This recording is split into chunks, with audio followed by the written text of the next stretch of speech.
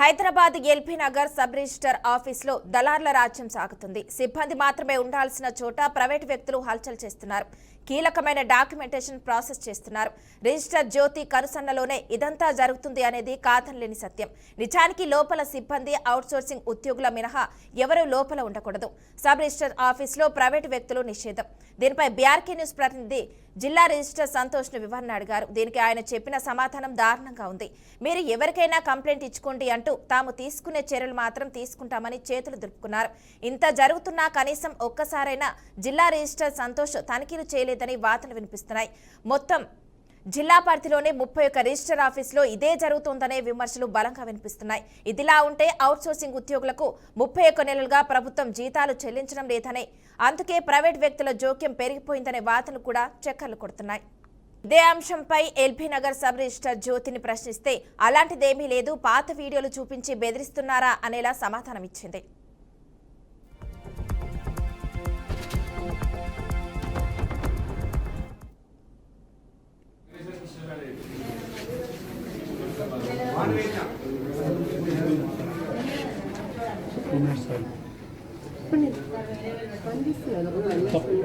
Compulsory madam district register ఆఫీస్లో complaint ఇక్కడ private వ్యక్తులు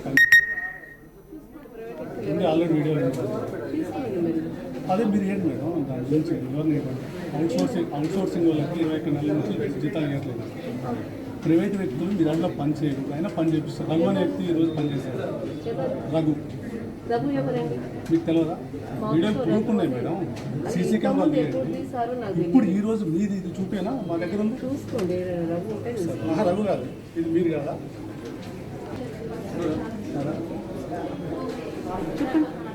అది ఎక్కడిదో ఫోటో తీసి ఎక్కడిదో నాకు సీసీ కెమెరాలు తీయండి, వస్తుంది తీయండి. సీసీ కెమెరాలు మా ఆఫీస్ లో రఘు అనే పర్సన్ ఎవరు లేరు, చూసుకోండి. తీయించండి మీరు ఫోటోస్ ఏదున్నా. ఎవరి సెక్షన్ వాళ్ళు చేస్తూనే ఉన్నాం. ఇతను ప్రైవేట్ వ్యక్తి. ఈ ప్రైవేట్ వ్యక్తి ఈరోజు మధ్యాహ్నం పనిచేసింది ఇక్కడ, రఘు అనే అతను. ఈ మేడం ఇదే శారీ కట్టుకుంటున్నది, చూడండి వీడియో. ఈమె కాదని చెప్తుంది. ఇప్పుడు చూసుకోండి, మీరు ఇప్పుడు ఉన్నది చూసుకోండి మేడం. ఒక అర్ధగంట కింద వెళ్ళిపోయారు. అట్లా కాదు మేడం, లేదు మేడం, మీరు చెప్పండి. ప్రైవేట్ వ్యక్తులతో మేడం, ప్రైవేట్ వ్యక్తులతో పని ఎట్లా చేపిస్తారు మేడం? ప్రైవేట్ వ్యక్తులతో మీరు పని ఎట్లా చేపిస్తారు? రఘు అనే వ్యక్తి ఈ రోజు ఎట్లా పని చేశాడు చెప్పండి మేడం. మేడం అట్లా వెళ్ళిపోతుంది మీరు. సారీ మేడం, మేడం ప్లీజ్ మీడియాలో సమాధానం చెప్పండి మేడం ప్లీజ్. ఇది ప్రైవేట్ వ్యక్తులతో పని.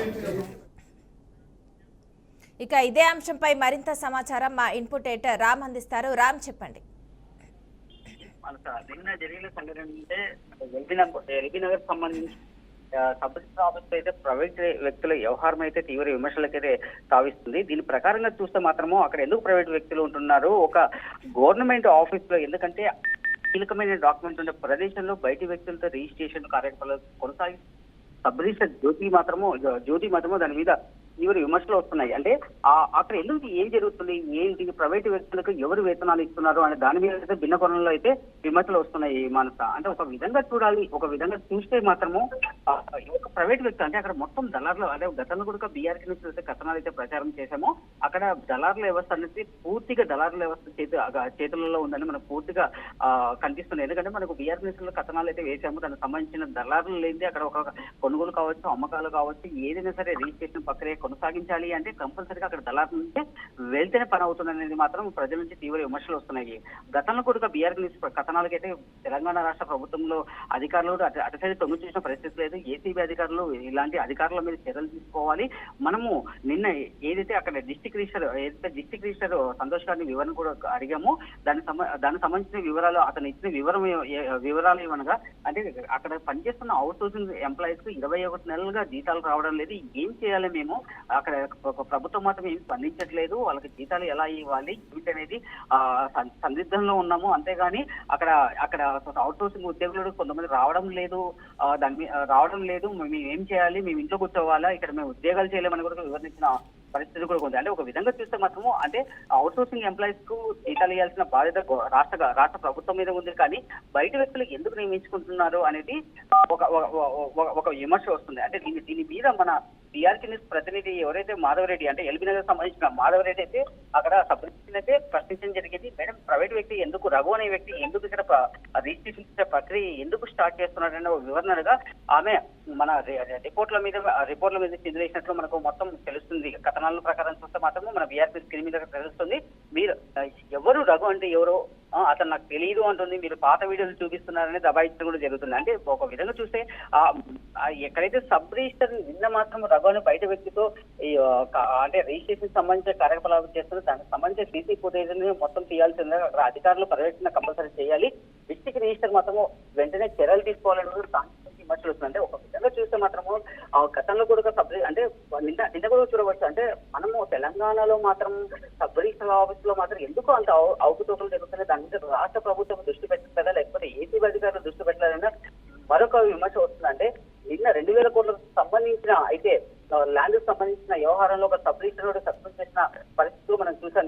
నిన్న ఒక రాష్ట్ర మంత్రి ఆదేశాలు జారీ చేసిన పరిస్థితులు చూసాం. అంటే దీన్ని బట్టి చూస్తే ఒక సబ్ రిజిస్టర్ కార్యాలయంలో వేల కోట్ల రూపాయలు ఎందుకు అవినీతి కార్యక్రమాలు జరుగుతున్నాయి. దాని కింద ఓన్లీ సబ్ రిజిస్టర్ ఉన్నారా, దానిపైన డిస్ట్రిక్ట్ రిజిస్టర్ ఉన్నారా, లేదా ఉన్నత స్థాయి అధికారులు ఉన్నారా, లేదా రిటైర్డ్ డిస్ట్రిక్ట్ రిజిస్టర్ల పర్యవేక్షణలు నడుస్తుందా, లేకపోతే వాళ్ళ ఇలాంటి ఏమన్నా అవినీతి జరుగుతుందనేది కూడా తీవ్ర విమర్శలు వస్తున్నాయి. అంటే ఒక చిన్న స్థాయి అధికారుల మీద మాత్రం ఒక సబ్ రిజిస్టర్ స్థాయి అధికారుల మీద సస్పెండ్ చేస్తున్నారు, కానీ పై స్థాయి అధికారుల మీద ఎందుకు చర్యలు తీసుకోవట్లేదు. దీని మీద రాష్ట్ర ప్రభుత్వం ఒక కమిటీ వేయాలి, దానికి సంబంధించిన పూర్తి స్థాయి దరఖాస్తు చేయాలని చాలా మంది ప్రజలకు విమర్శ చేస్తున్నారు. అంటే కోట్లాది రూపాయలు విలువ చేసే ల్యాండ్ గవర్నమెంట్ ల్యాండ్ కానీ అసెంబ్లీ ల్యాండ్ కాబట్టి ఎందుకు రిజిస్ట్రేషన్ చేస్తున్నారు అంటే ఇక్కడ ఓన్లీ ఒక సబ్ రిజిస్టర్ సస్పెండ్ చేస్తున్నారు, కానీ మిగతా దానికి వెనకాల ఎవరున్నారు, ఏ స్థాయి అధికారి ఉన్నారు, ఉన్నత స్థాయి అధికారి ఉన్నారా, లేకపోతే డిస్ట్రిక్ట్ రిజిస్టర్లు ఉన్నారా, లేకపోతే రిజిస్టర్ల అంటే వాళ్ళ పూర్వ వాళ్ళ అనుభవాలతో ఇక్కడ ఏమి కోల్తున్నాయని కనుక్కునే అవకాశం కూడా ఉన్నందున ఓన్లీ ఒక సబ్ రిజిస్టర్ స్థాయి అధికారిని మాత్రమే సస్పెండ్ చేస్తున్నారు. కానీ దీని మీద పూర్తి స్థాయిలో దరఖాస్తు వేల కోట్ల రూపాయలు ఓన్లీ అవినీతి ఓన్లీ తెలంగాణ ప్రభుత్వంలోని వేల కోట్ల అవినీతి ఓన్లీ ఎస్ఆర్ఓ ఆఫీస్ ఎందుకు జరుగుతుంది, సబ్ రిజిస్టర్ల చేతులు మారుతున్నాయా లేకపోతే మొత్తం అవినీతి కూడిపోతుందా, మీద రాష్ట్ర ప్రభుత్వం చర్యలు తీసుకోవాలని కోరుతున్నారు. మనస అయితే రామ్ చెప్పండి, జిల్లా పరిధిలోని 31 రిజిస్టర్ కార్యాలయాల్లో కూడా ఇదే పరిస్థితి ఉందన్న ఆరోపణలు కూడా ఉన్నాయి. దీనిపై మీరేమంటారు?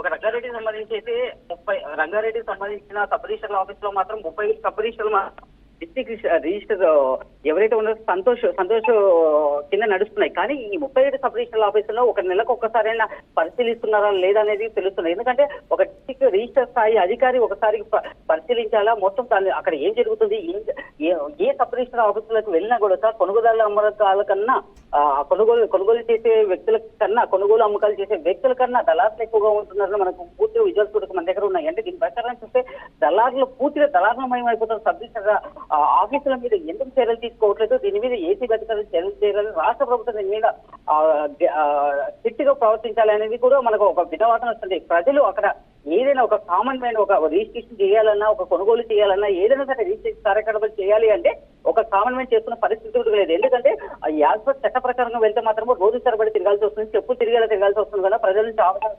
కానీ ఒక దళారిని పట్టుకుంటే మాత్రము ఒక 5 నుంచి 10 నిమిషాల్లోనే పని అవుతుంది. అంటే దీని ప్రకారం చూస్తే దళారుల వ్యవస్థ అక్కడ ఎంత అవినీతి జరుగుతుంది, రోజుకు లక్షల్లో ముడుపులు ముడుతున్నాయని కూడా ఒక స్థానికంగా విమర్శలు కూడా వస్తున్నాయి. మనస ఒక విధంగా దీని మీద ఎందుకంటే తెలంగాణలో ఏ పేపర్లో అయినా ఏ ప్రసార మాధ్యమాల్లో చూసినా ఓన్లీ సబ్ రిజిస్టర్ సంబంధించిన వార్తలు తప్ప వేరే వార్తలు రావట్లేదు. ఇక్కడ ఎంత అవినీతి ఉన్నదని మొత్తం ప్రజలందరూ స్థానికంగా బయలుదేరలో ఉంటారంటే వేల కోట్ల విలువ చేసే ల్యాండ్ గవర్నమెంట్ ప్రభుత్వ స్థలాలకు సంబంధించిన lands only sub register office నుంచి మాత్రం ప్రైవేట్ వ్యక్తులు తెలుస్తుంది తెలుస్తుంది. అంటే ఇక్కడ సబ్ రిజిస్టర్ ఉన్నారా, లేకపోతే డిస్ట్రిక్ట్ రిజిస్టర్ ఉన్నారా, లేకపోతే అంతపైన స్థాయి అధికారులు ఉన్నారా, అంటే గవర్నమెంట్ స్థాయిలో అధికారులు ఉన్నారా, పెద్ద పెద్ద ఎవరు బడాబాబులు ఉన్నారనేది కూడా తెలియట్లేదు. కానీ ఒక చిన్న స్థాయి అధికారులు మాత్రమే ఇక్కడ సస్పెండ్ చేసేసి దానికి కేసులు కంప్లీట్ చేస్తున్నారు. దీని మీద చర్యలు తీసుకోవాలి, దీని మీద సరైన లోతులో దర్యాప్తు చేస్తే మాత్రమే మిగతా విషయాలు కూడా తెలిసే అవకాశం ఉంది. ఎందుకంటే కోట్లాది రూపాయలు విలువ చేసే ల్యాండ్స్ మాత్రం గవర్నమెంట్ ల్యాండ్ మాత్రమే సబ్ రిజిస్టర్ ఆఫీస్ నుంచి మాత్రం కరగవలసిన అవినీతికి పాల్పడుతున్నారు. ఇలాంటి అవినీతి కార్యాలయం మీద అయితే ఏసీ అధికారులు దాడి చేయాలి, ప్రభుత్వం కూడా ఒక కమిటీని ఏర్పాటు చేయాలి, పూర్తి స్థాయిలో దర్యాప్తు చేయాలన్నదో ప్రజలు కోరుకుంటున్నారు. మనస ఓకే, థ్యాంక్ యూ రామ్.